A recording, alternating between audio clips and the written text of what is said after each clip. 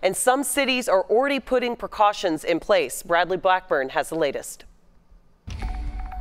Colleen, Fort Worth is watching that forecast closely. Just 2 weeks ago, flash flooding took 3 lives here, and tonight there are already preparations in case the water rises again.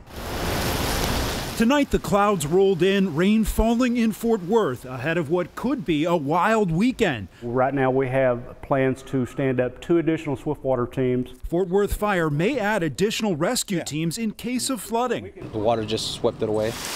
Less than 2 weeks ago, flash floods on the east side drowned a mother and daughter and an elderly man who were trapped in cars. As the city grows, we have the runoff changes. We have different flooding in different areas that we've not seen before. Fort Worth has a well-known drainage problem. It can be deadly, but it's mostly inconvenient. 2 inches of rain enough to flood streets recently in the busy West 7th District, stranding cars. It went up to maybe the 3rd step here. Water often turns restaurants into islands. It can keep customers away. It takes a while for the water to actually go away, about 45 minutes to an hour.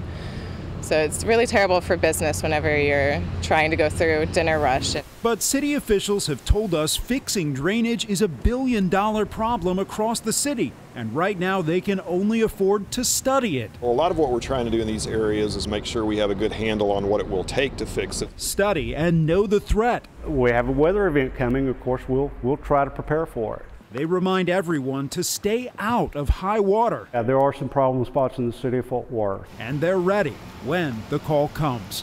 In Fort Worth, Bradley Blackburn, Channel 8 News.